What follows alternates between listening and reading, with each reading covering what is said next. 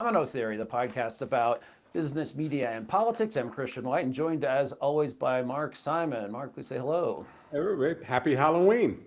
Happy Halloween. A couple of spooky things going on, although not that spooky, but a little bit spooky. So the CEO of Nvidia, which is the it boy of the market right now for its leading role in making chips for AI, or at least designing them. They don't have any fabs; those are done elsewhere, made elsewhere. Jensen Huang told reporters while in Korea, sort of shadowing Trump, who was over there for APEC. And Jensen Huang, let's just say it, he's a panda hugger. He was born in Taiwan. You think he ought to know about the China threat because China threatens on a, say, daily, hourly basis to invade Taiwan. But he told CNBC in basically arguing that we should be selling high-tech stuff to the Chicoms. He said, the way to think about China, the China market is, it is a singular, vital, important, dynamic market. And nobody can replace that. It's the best interest of America to serve that China market. It's in the best interest of China to have American technology, bring technology to the China market, blah, blah, blah. And he keeps going on. I mean, this is what we've heard for the longest time, starting with people. It just goes back to Wall Street. It goes back to Bob Zoellick. It goes back to who was who was George W. Bush's terrible Treasury Secretary, Paulson. This idea that China is too big to ignore. It can never be isolated. It can never be decoupled from. We have to do what they say. If we have a relationship that is strong, then it will tame them. They'll be good. This is sort of startling to hear from the guy. I don't know.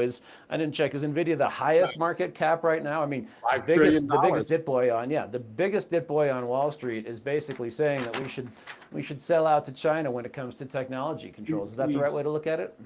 Yeah, I mean, I've followed Jensen for about the last 6 or 7 years. Before that, I own his stock. I own some of his stock, not enough of it to retire on, but I've done very well, so I like it. But the fact of the matter is Jensen is, in Asia, you have these people called, these kids, when they're grown up, they're two culture kids. They have 1 foot in each culture. And I always used to look and I go, that's not going to end well. If they're, in other words, like a Chinese culture and the US culture, that doesn't end well. India and US does not end well. You got to pick one. Jensen refuses to pick. That's what you have to remember about him. He's that wealthy. He's that arrogant. And everyone I know in Taiwan at fairly senior levels in the chip industry doesn't trust him. The idea that we have to sell our top technology to a evil regime is simply mind-boggling. Also one that's got the demographics and has got the economic situation going on that they have right now. This is the most dynamic country in the world. I would think Europe, I would think South America, I would think the rest of Asia is dynamic.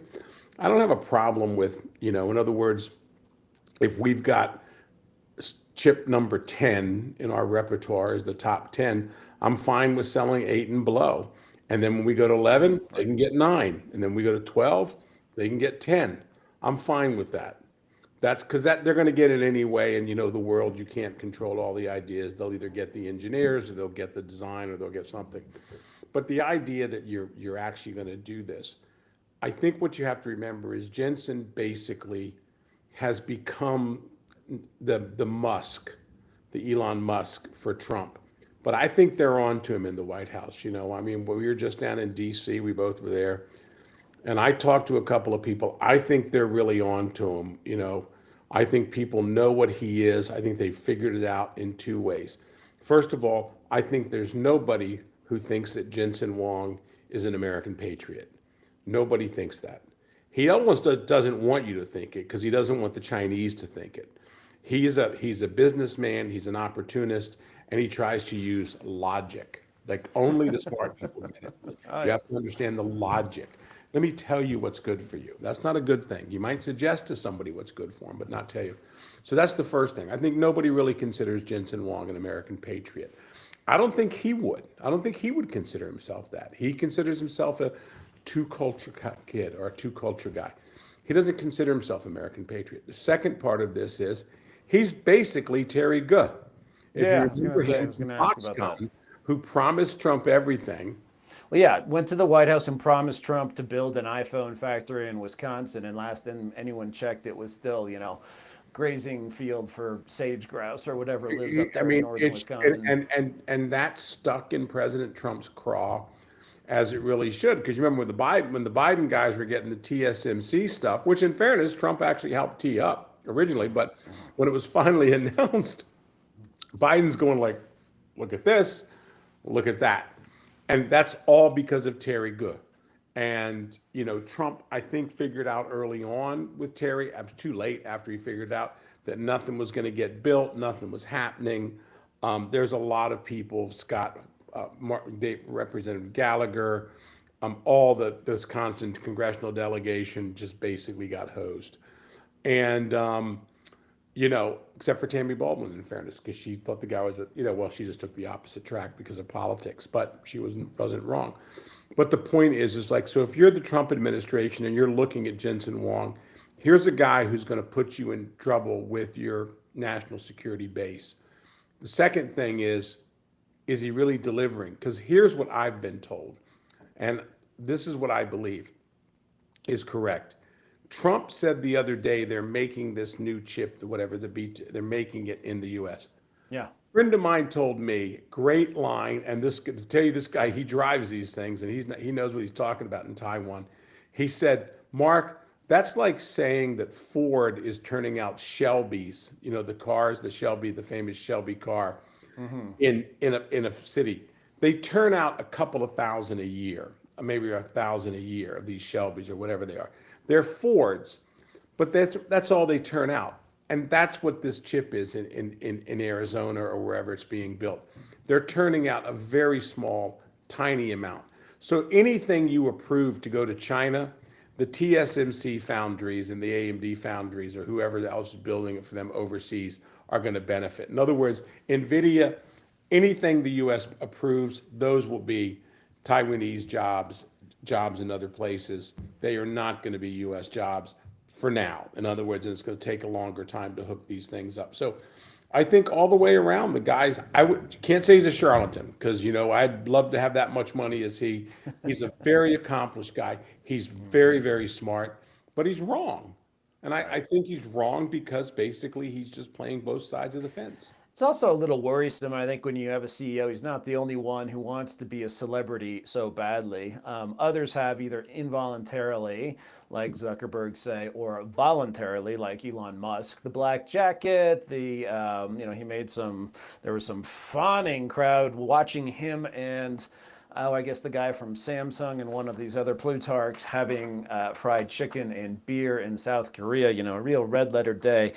I think that's a little worrisome. And also, you just think Trump has made strides. So a notional deal with China has completed. It has soybeans. It has a reduction in fentanyl exports. It has an end to the rare earth sort of export controls, which frankly will give us time to source them elsewhere theoretically.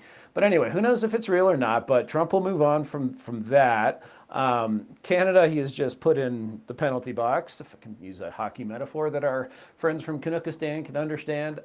Europe is sort of plodding along. So, the question is if Trump turns to semiconductor tariffs that he's been talking out, if he says, if he looks at TSMC and their factory, in Arizona, which is using Nvidia designs. He's actually, bringing them into the real world, and says, well, that's actually BS.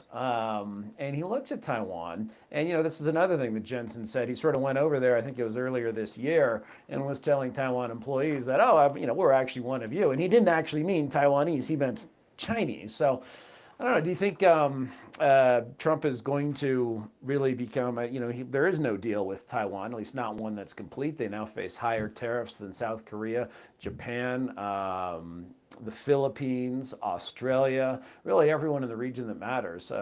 What do you think's next on semiconductors? I think quiet, and I'll tell you why.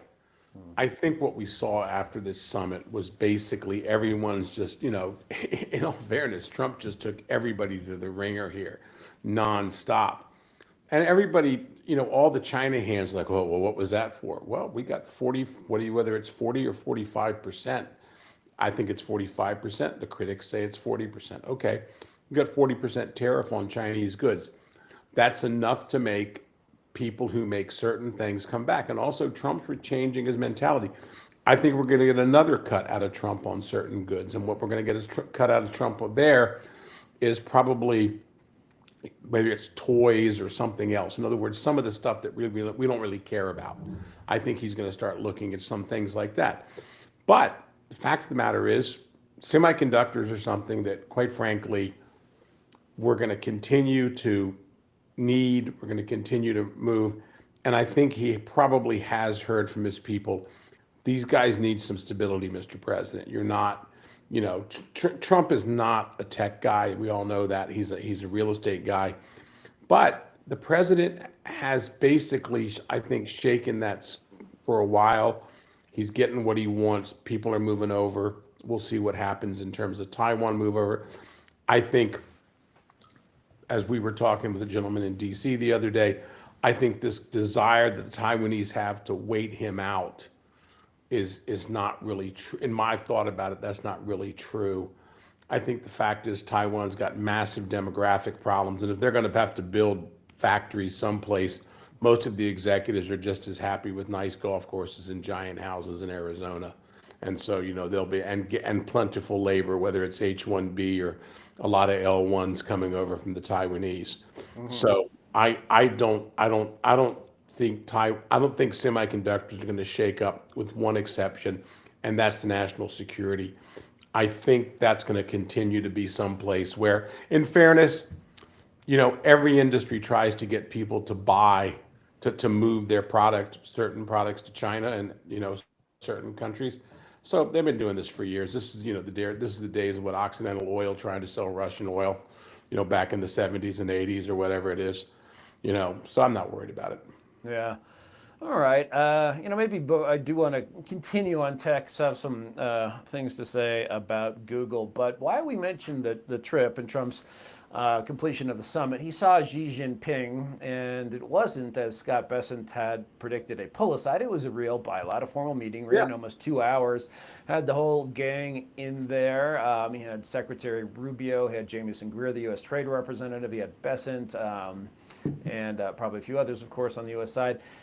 He brought up Jimmy Lai. That hasn't been widely reported in the news, but a reporter from EWTN, and we have of course, our own sources, has said definitively that was. And that, to me, is a big deal, because everyone says Trump is transactional.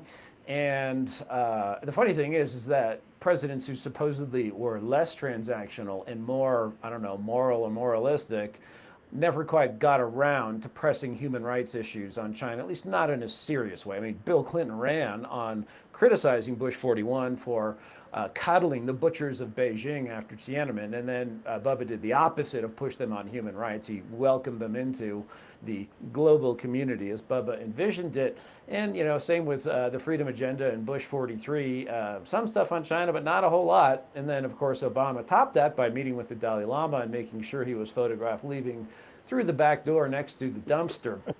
So now we have Trump, and he actually goes over. And, this is supposedly against negotiating, not 101, but maybe 102, which is don't bring up things that aren't really that important to you that might piss off the person you're negotiating with. But Trump did. He brought up Jimmy Lai, apparently pressed the issue, said, listen, you guys just got to let this guy go. He's bad. This is bad for you to have him in there. It's bad for him. It's bad for everyone. And to me, that actually shows confidence. That's actually smart negotiating if you look at the bigger picture, because, Trump can look and say, okay, you thought you had me over the barrel on rare earths, but I just, cut deals with Japan and Malaysia and Vietnam and Thailand and Cambodia and Australia, and also have domestic production working here in the United States. It'll take some time. But so I look at that and say that this is confidence and this is wise, and this is disproving what the negative Nancy, know nothing, know it all progressives say about Trump on human rights. What do you think? I think Donald Trump bringing up my boss, Jimmy Lai, was probably one of the more telling moral moments of the entire month or whatever it is. In other words, Jimmy Lai, who is very pro-American, he's probably the most pro-American publisher there was in all of Asia, probably in most of even Europe. Jimmy Lai, Donald Trump spoke out about him in 2019 He actually spoke about him a couple of times when he was out of office. And he openly knows who Jimmy is. And he feels a connection with this, my boss, for whatever reason. They've never met. And I think what's happened and what we've continued to see is a president who's committed to basically liberating people and bringing people out. I mean, I think sometimes I listen to people, I'm going like, it's the China hands who don't care about fentanyl, which just blows my mind. Every time you bring up human rights, they're going, well, that's human rights. But they're always managed to like go to some place and wear some Tibetan garb or put on some Uyghur hat or something like that.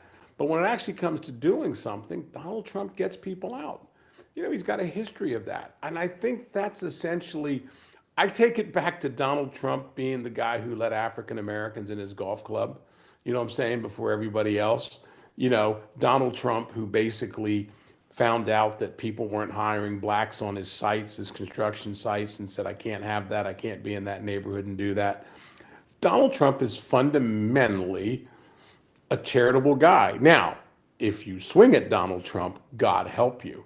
But if you don't, and you're appreciative, as I know the Lai family is, and I am, and all of Jimmy's friends and colleagues are, Donald Trump went in there. He didn't have to do this. He was right. Xi Jinping, Jimmy's in a different class. I mean, sometimes when you talk to the people like that, he's just in a different class. I remember when Evan was when they were talking about Evan as a press freedom thing, Evan and Jimmy. And we agreed with the Wall Street Journal people. They're different people. Evan was a hostage. Putin grabbed him, of course, which grabbed him and pulled him to the side. He's a hostage. Jimmy Lai is at a different level. That would be like picking up, in all honesty, in the U.S., a Rupert Murdoch or a Sulzberger or somebody like, a giant of the publishing and media industry in terms of Hong Kong and Chinese press. And I think Trump understood that. He certainly understood the reach of Apple Daily. I know that for a fact from people, because he was described to him by somebody who's a Jimmy fan. And so he understands that. Donald Trump stood up for somebody. And I'm just kind of amazed that it really shows how bad some people hate Donald Trump, where they don't give him credit for this. Here's a man in jail, Jimmy Lai, 77 years old. Health is not great, okay? He's in a solitary confinement. In fact, his solitary confinement is so complete that they have nobody in the cells around him. He's basically got that section of the building by himself. And he's got a national security officer sitting out in front of him now, I think to make sure he's still alive, but also to make sure maybe none of those prison guards give him any information. So Donald Trump knows this, and he did it. And then people are like, whatever. And I have to say, I really appreciate EWTN's reporter Owen and them bringing this question up and bringing it up. But it's kind of ironic. The basic one guy who's probably the greatest press freedom issue in the world today, you could argue that, and I think it's legitimate, and you can't get a damn question out of the White House press corps. Yeah, sometimes I wonder if they should be replaced by AI-enabled McDonald's kiosks. And it's funny, actually, they said, oh, we're building a big, beautiful ballroom. How about a big, beautiful press pit? And Trump says, no, I want to keep you uncomfortable. But the thing you say about Jimmy being isolated, not just in solitary, that's key, because that just shows how terrified they are, and how much I guess they've learned from the Soviet Union. And Natan Sharansky actually was in a Soviet prison when Ronald Reagan said that Russia was an evil, the Soviet Union was an evil empire, and that it would be consigned to the ash heap of history. And the way he found it, it was actually, obviously the speech was censored, all of that, but then he saw a piece from Pravda, the Soviet version of the New York Times, that said, basically that was condemning Reagan for it. So he learned about it, or at least some of his fellow prisoners did, but they communicated with each other by tapping on walls or by speaking through drained toilets. So Jimmy's being prevented from even, I mean, he can't even seldom catches a glimpse of another prisoner. He can't even talk to someone through a toilet. That is No, this, how Orwellian and complete the essential sort of, Hong Kong, this is a new Hong Kong spin on torture. It's not pulling out fingernails, but, one country, two systems. I guess this is how they really violate human rights in Hong Kong. well, I think one of the points that Trump kind of brings out is imagine you're Xi Jinping, you're sitting there and Donald Trump goes through, his 3 minute spiel about Jimmy Lai. You know what I'm saying? Because there's an hour and 40 minutes, but that's a lot, 3 to 5 minutes. His point about Jimmy Lai. You're Xi Jinping and you're looking at Donald Trump and going like, everything you're telling me about Donald Trump tells me that this is an issue that's not going away. Why are you guys in Hong Kong causing me so many damn problems? Look at it from the Chinese point of view. They're going like, well, why is Donald Trump bringing this up? This transactional man, because the Trump administration actually has a good record of human rights, and I think they do. Everybody. One of the things about press freedom is I have a lovely chart that I love to show people. It shows the number of deaths in the first Trump administration of foreign journalists, and it's way down. That's because Trump's not starting wars anywhere. Okay. Now, unfortunately, Gaza and Israel took care of that, but that started some other time. That started before Trump, and now, hopefully, we're getting back to the normal things. President Trump doesn't have to do these things. Nobody expects him to. The last president who was really good on human rights, and I'll go all the way back, I think Clinton was the last one who really felt it. I think he was. Obama, hashtag Biden. God knows we don't know what he felt. And W basically was surrounded by, I think W himself was a good man. I think there was a lot of people around, but W himself was surrounded by Cheney and all these other guys. And I tried to do some human rights work through those guys. And, it was literally, pulling teeth all the time. Abu Ghraib, I think, really scarred them, and they never really recovered from that. But they could have done more, but they don't really believe in it. I think you go back to Bill Clinton. Now, maybe he had the strategic advance, but Bill Clinton said, I'm not landed until you free somebody. I'm not doing this. I'm not doing that. And I think he really did believe it. I think he came from a generation that believed it, and they've just kind of forgot it. Like I said, I'm just when I sit here and think about it, I'm going like, the president didn't have to do this. He did it, and we're thanking him for it. And I think he's going to continue to do it all over the world to free people. Right. He sent Rick Grinnell down to Venezuela. They're picking up people. They're bringing people back. And they may change tactics there soon, but I know what you're saying. Yeah. No. You're right. He got some people. Pretty much, you don't want to be on a boat coming out of Venezuela right now. Well, even inside, according to media reports today. But the thing is, you're right. Mm-hmm. But the thing about really, I think about these things is that, the United States has basically just said, okay, lives are worth it. All the time when he's going after the Israeli hostages, when he's going after these Venezuelan hostages, when he's pulling people out of Russia, and now that he's working on Jimmy Lai and we'll be working on others with China, he's saying this person has value. That's an incredible foreign policy statement. Think about it. This person has value. That's a huge foreign policy statement. And that's the moral difference between the United States and China. And such a difference between what Biden or the people who were behind Biden thought of human rights, which was wokeness, exporting wokeness, one size fits all democracy. So, Singapore not allowed into the room. What was the other country? Of course, all of the Gulf monarchies, but which government is more accountable? Would it be a Gulf monarchy that actually, like if you look at a place like, for example, the UAE or some of these other ones, which don't have democracies but do have, I'd argue, accountable governments, or is it some place in Africa that does have elections but really doesn't? The thing about Trump, and I'll finish this. The thing about Trump's is in many ways Trump's tremendously honest and moral. The Biden administration, when Khashoggi got chopped up by a bone saw by the Saudis in Turkey, oh my God, the end of the world, bad, everything's bad, everything's awful.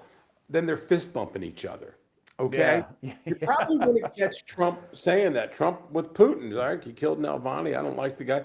I don't think Trump has any illusions about any of these guys. But what he's saying is that I'm not going to make this, you know, I'm not going to have these false conditions that the left has on human rights. In other words, there's all these false conditions that they put up, and I think Trump kind of across the board is like, hey, if we can help people, we'll help people.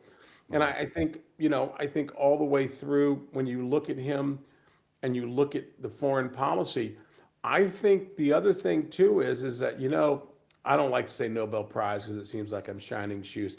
I don't think the Nobel Prize committee will give Trump anything ever. I think they would rather chew glass. I've met those guys. I've met some of the people involved in that, and there's just no chance.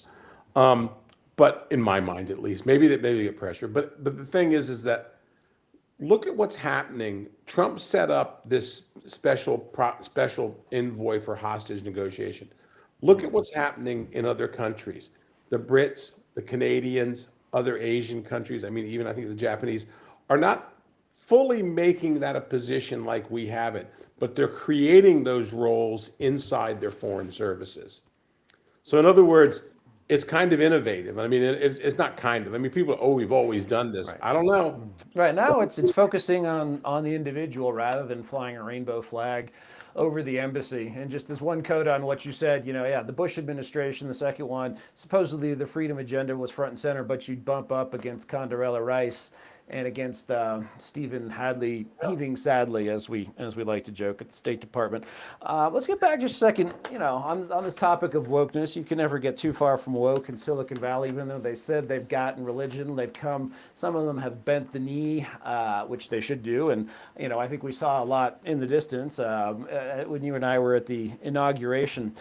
But, you know, look at Google in particular. And this is a company that is an illegal monopolist, that two different courts have found that it is an illegal monopoly. And it's run by CEO Sundar Pichai, who himself is a product of an H-1B.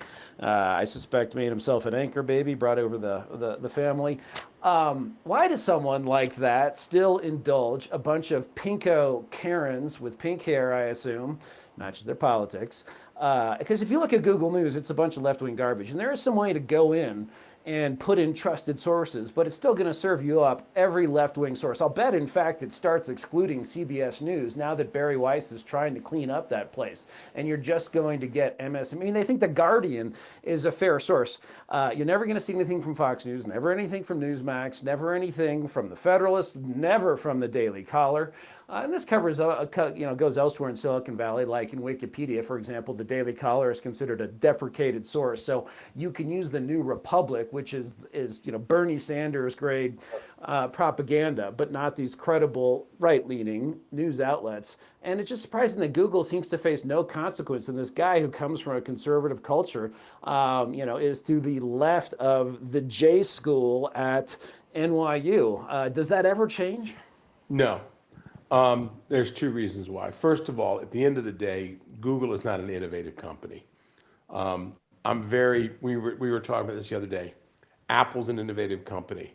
Elon Musk is an innovative company. Nvidia is an innovative company because they make something. Google is a rent seeker. That's what they do. You know, I stole that from you a while ago, by the way. But they really are. They basically are the telephone. They're the company with the telephone books, who actually control the part of the telephone. In other words, you know, they're hooked up. Imagine that. So in other words, they control the whole 9 yards. They control everything in there. There's nothing they don't control in their vertical company. And all they're trying to do all day long, like any rent seeker, is just hold on to that.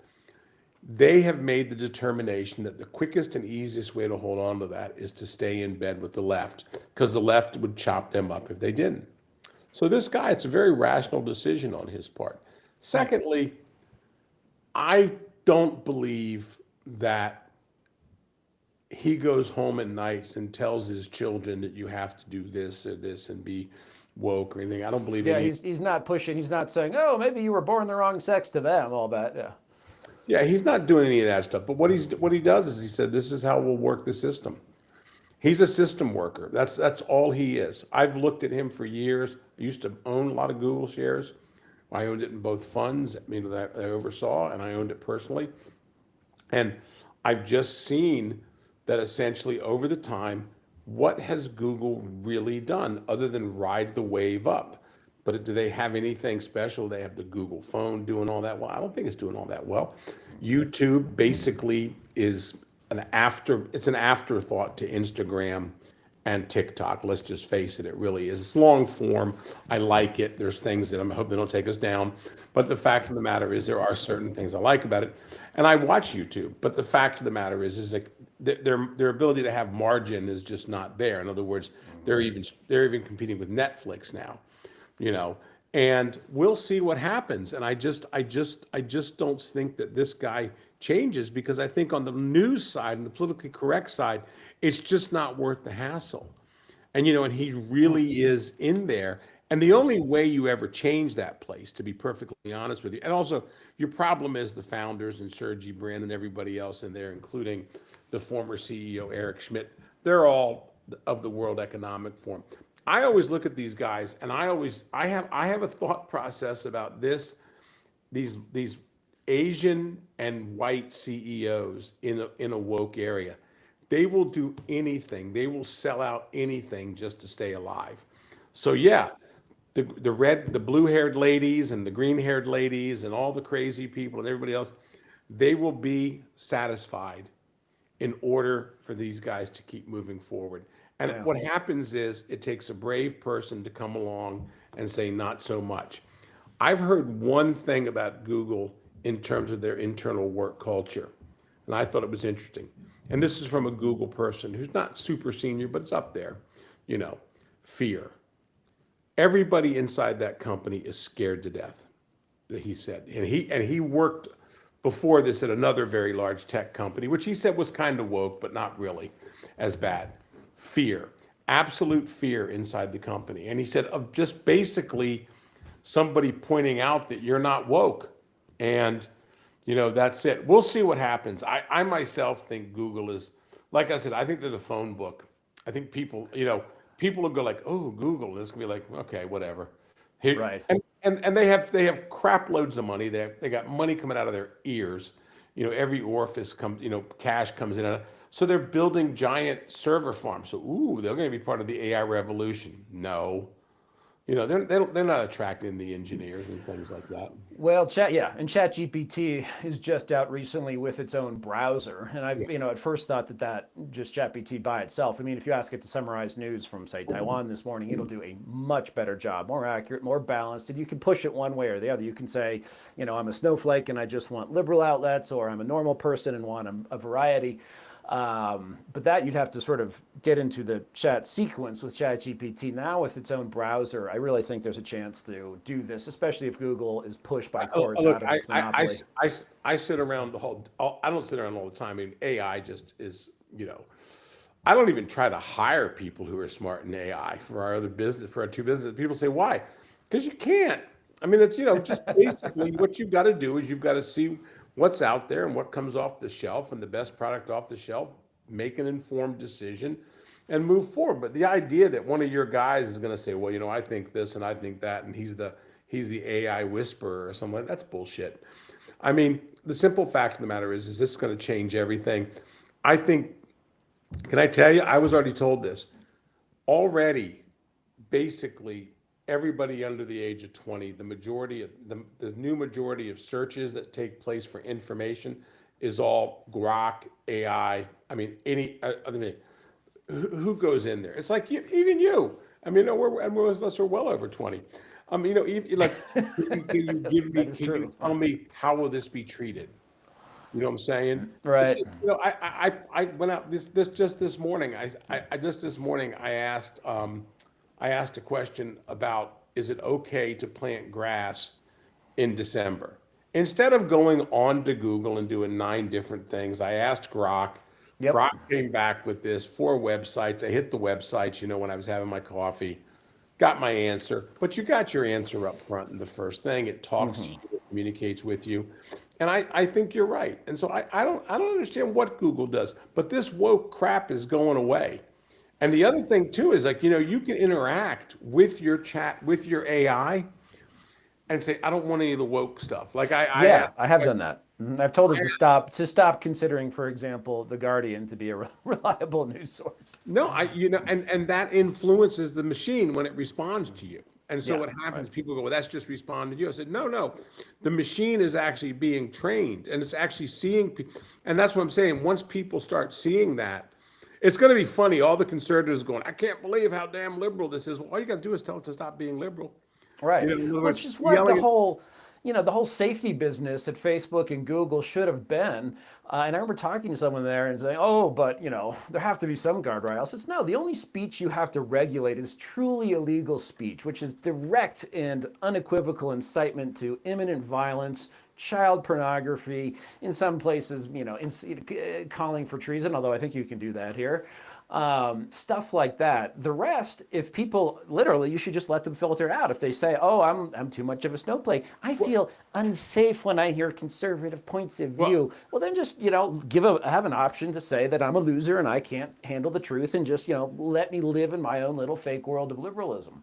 well, the reason why I think Google's also going to leave, since we're going to go there for a second, is I think basically the Canada, even Mexico, and the EU and Britain are going to basically demand so many restrictions on speech. It's going to take someone like Musk, who's going to walk around with the middle finger out. Middle finger. It's going to do it. Because look at all these guys at Google. Oh, we can't do this because we've just got a letter from the EU. You know what I'm saying? I think Musk will take it, put his ass on the copier, photograph it, and ship it back to Those were him. the days, yeah. I think that's good. Yeah, you can't do that anymore, can you? You got to drop your pants, and then it looks like you're sending a dick pic or something. Yeah, that's You right. can't do that the way you used to. No. I had a boss who did that one time. It was hilarious. He sent it to his brother, and so the thing is that, but I do believe in every way that what's going to happen is the market's going to determine these things. I'm actually very optimistic about AI. I'm much more optimistic than most people because I think it's going to start doing a lot of things. I think it's going to start really pulling us back into interaction. And people say, well, it'll be interaction with a machine or something like that. I had somebody telling me the other day that, you shouldn't say please or thank you to Grok. And I'm going like, really? That's got to be like, I hate to say it, that's got to be like some guy who's like, if you interact, a philosopher, king on some religious, broadcast. I was listening to it and I was just not buying into it. I don't say thank you to Grok in the first place, you know what I'm saying? But I don't view it as some fatal flaw, the end of civilization. No, well, also sometimes I find myself typing please, locate. And it's like, Yeah, well, that's because that's how I talk to a human, and I don't want to start talking like a New Yorker to ChatGPT, and then I'm walking around rural Colorado and not saying please and thank you. So that's the reason I let it slip in. Yeah, absolutely. But no, I'm sorry, go ahead. Well, just still on tech, and maybe wrap up with this topic, Polymarket, which is something that Americans could lawfully trade on and then could not. But, it's actually, hold on, dropped my cheat sheet when I was gesticulating wildly like Pete Hegseth a few seconds ago. Okay, so Polymarket, you can bet on things. A lot of it is sports, but some of it is politics and some of it is geopolitics. The difference being politics is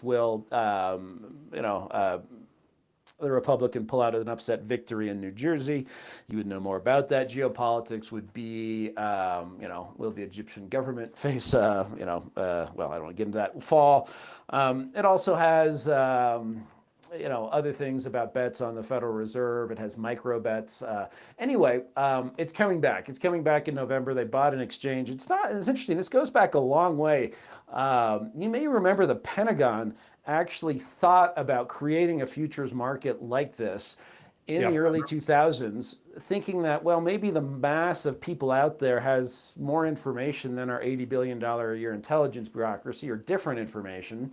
And so you could do things like, will the jihadists win in Iraq or something like that. Anyway, they got their fingers burned by Congress because they said, and it was by DARPA, which is the Defense Advanced Research Projects Agency, that, this is going to enable people to profit from terrorism, because if one of the markets is, will a plane be hijacked and flown into a building again in 2002 as it was in 2001, terrorists could benefit. So it got shut down. But then you had something very small. The University of Iowa had a predictive market. It was, in order to avoid SEC regulation, it had to be capped. And it was a fairly thin market, huge spreads. But this seems to be coming, and I guess my question for you is, having looked at this, and I know you've played around with some of the stuff, and there are other, not equivalents, or competitors to Polymarket that are actually currently live and legal in the US, but Polymarket is a big one that would be coming back. Is this another big step in sort of the democratization of investment and prediction in the way that ETFs and just sort of better knowledge of the limitation of equity analysts, their inability, frankly, to do better, of stock pickers and equity analysts to do any better than sort of randomly choosing or investing in the whole stock market? Do you think it's a big innovation like that, or just another kind of interesting company that's coming along? I think people like to gamble. And I think that we don't have a monoculture anymore in this society. In other words, especially men like to gamble more than women, just so you know. So it's basically, somebody told me that DraftKings is like 85% men. And Polymarket will be the same thing. Men gamble. I'm actually just checking. I gamble on Predict. I bet on Cuomo a couple of days ago because I figured, what the hell, it's so low. We'll see what happens. And Wow. the payoff's monstrous, but also I'm probably going to end up losing $1,000, so that'll be okay. But I've always bet on politics. I've always gone to predict markets, and I do Polymarket from overseas with my VPN. You know what I'm saying? Because I also spend a lot of time in Taiwan. I could do it there, and I did quite well in 2024. I did very well in 2024. 2022, okay, but the thing is, I've been doing it for years. Polymarket is essentially gameable. All this stuff is gameable. And the reason why is very simple, is because it just depends on the level of interest. So for example, there's not that many bets that you can make. It's not like a sports thing. But I think there's nothing wrong with it. I think it's going to be interesting, but I think it's actually ridiculously not accurate, and that's the way I like to play it. Because there's a lot of people on there who play it because I'm a Democrat and I would. I mean, I remember one time I think it was Predict, and some guy was doing a campaign for people to buy Kamala Harris, buy Kamala, and it'll show people their support. And I'm like, going, yeah, do that, mass. And that's like that's like saying I bet on the Packers because I love the Packers, and the Packers never lose when I bet on them. I was like, no. But the thing is like, I do think that people really like to gamble. But this is a very odd thing to say. We don't have a monoculture anymore. We don't have, we all don't go to the movies. Actually, I was listening to somebody the other day, and I remember this. Do you remember? You're probably too young. Do you remember lining up for the Star Wars movies or Jaws or any of those movies? Do you ever remember lining up for a movie? I certainly remember lining up. I don't remember Jedi would be the one I would, but I do remember Ghostbusters because we lived in Idaho, but we're back visiting relatives in New York. That and maybe Gremlins, but I think Ghostbusters actually was generating lines around the block in New York City. Yeah, I mean, but I remember going up and standing in line to buy tickets at 11 a.m. because they sold them at like noon, and we were buying tickets. We rode our bicycles up, and all right, we got 7 p.m. We got 7 p.m. The 7 p.m. show, and I remember doing that. And the thing is what movie today could generate lines? Is there any movie today that could generate lines? I can't even Because think of a everybody celebrity knows. who's like that big. There's just no one as big as anyone, even, yeah. Justine Bateman, who's the commentator of the movie girl, from whatever his name, but she's the movie critic. She said, the problem now is, like, she goes, I don't even go to theaters anymore because she goes, 3 weeks later I'm going to see it on an airplane, or I'm going to see it. She goes, are you going to see it in the comfort of your own home? And I've got like this. I got a big screen TV, so like it's not like I'm missing anything. But the sound's better too. But the real thing is that Popcorn's cheaper. popcorn's cheaper, everything's cheaper. Stop for a bathroom break. But the thing is that there's no monoculture anymore except for sports. And so for me, I'm like going, all right, well, if everybody can gamble on everything else, then why not? Basically, this will bring people together in many ways. I'm not saying we're all going to thank God for Vegas. It'll make us happier. But my point is, it'll be a discussion point. It'll be things that happens. I mean, and I think gambling can ruin stuff too. But I just think my point is like, I think we don't have things in common in many ways. And I think if someone can start gambling on politics, I think you're going to see more people interested in politics. What's the problem with golf? A guy said the worst thing about golf is that you can't bet on golf. It's impossible to bet on golf. Gambling is illegal at Bushwood. It's illegal. Yeah. See, pop culture reference there, monoculture reference. That was Judge Schmales from Caddyshack. Yeah. Yeah, I mean, people don't get it. But I mean, but the thing is like gambling is the one thing where like somebody in Idaho and some guy in Virginia are betting on the same thing, and they're online, and they're not.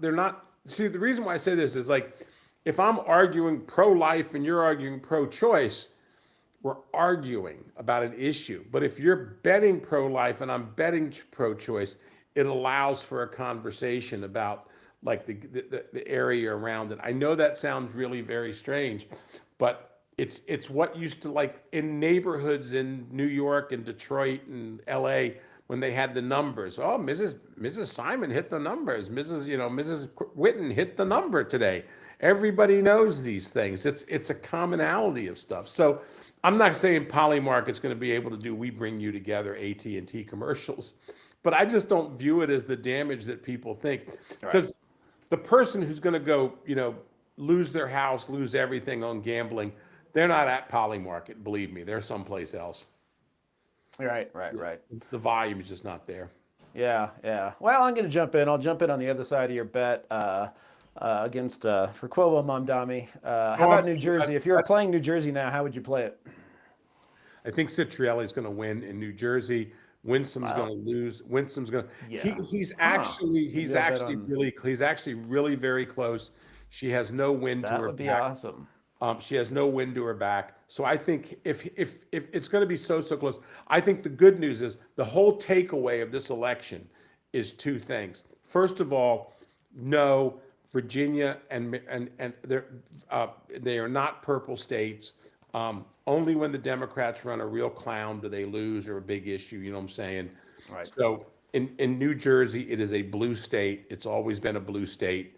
I think if she wins, and if we lose and you lose more by 50,000, that's bad news for the Democrats in the midterms. You know what I'm saying? Oh, yeah. And I think also she's hugely damaged goods. In Virginia, it's the same way. I think Spanberger's going to win in Virginia. I don't think Winsome Sears is that great a candidate, right. And that's pretty obvious. I also think Northern Virginia has woken up, and it's a blue state. It's a blue state, but I think this guy Jones is going to lose. We're going to have a Republican attorney general because people are not going to want to vote for that guy. So that'll be interesting. But I put my money on Cuomo. I think Mondami's going to win, and it's going to be closer than people think. But if Mondami wins, that is the gift of heaven. As we were talking, we met those two guys from New York last night at dinner, and one of them's friends with Mike Lawler, and Mike Lawler's like going, and go Mondami, you know what I'm saying? And Elsie Stefek, we're going to have. I mean, Mondami wins, that guy won't be able. He and AOC they're coming national. Yeah, and that's a gift for Trump. It'll put on brilliant display just exactly what progressive socialist woke ideology is when it actually has executive authority. You know who has also helped with that quite a bit? JD. Huh? How so? These are very racial reasons, but people will not like this. The first reason is, I think this JD will be having an argument with basically the most radical elements of the left. Mondami will make it about Islam. That will help JD with two groups: the Jewish community and Indians, the Hindu community, who are large fundraisers now, and they're trying to. Both those communities and the Hindus especially, are desperately trying to get involved in American politics. They're making a lot of mistakes going in there, but they're desperately trying to stay involved in that. But the other thing that's really going to help him with is it's going to highlight what JD is actually good at. He's good on his feet. Oh, he's great at arguing, yeah, Ron and a happy DeSantis, warrior too, yeah. yes, Ron DeSantis is a good arguer, but Ron DeSantis is better when he just does not have JD's gift of Yeah. going after people. I think JD will be very, very difficult to do it, and I think Trump will turn him loose. I'm starting to think we're going to see a JD DeSantis ticket. Oh, that would be interesting. Well, Polymarket currently does have DeSantis way ahead as the likely Republican candidate and the likely president in 28. That's because the morons are in there going, I love JD. I mean, I love DeSantis. I'm going to buy him to show that. I am not kidding you. The funny I thing is see Trump what is he in there at like 4 or 5%, which is constitutionally impossible. So essentially that means they're giving away nickels. I don't know, again, what Yeah, the spread is on that. But that's interesting that Trump put the kibosh on that talk the other day. And I think he did it. I think it's very correct that he did it. I'll give Bill Hemmer at Fox credit for this, when basically Bill Hemmer said he had to, because the whole world was just, that's all the Democrats were talking about. So he couldn't even get his own message out. right. Well, yeah, yeah, and also Trump he's adhered to the rule of law. People say not, but I disagree with this. I think he does have the authority to fire the Fed chairman and ought to, but he hasn't. He has not defied a single court order, and he's said repeatedly that they'll. I mean, part of that is because I think he knows he's going to win if it gets high enough. But yeah, no, I think he's a very law-abiding person at the end of the day. All right. Well, look, have a good time with the kid. Are you giving out candy, or are you taking the kids Our out? neighborhood doesn't have a lot of foot traffic, but we'll head down to Main Street. It's a small town, so that's where all the action is. Okay. All right. Well, happy Halloween.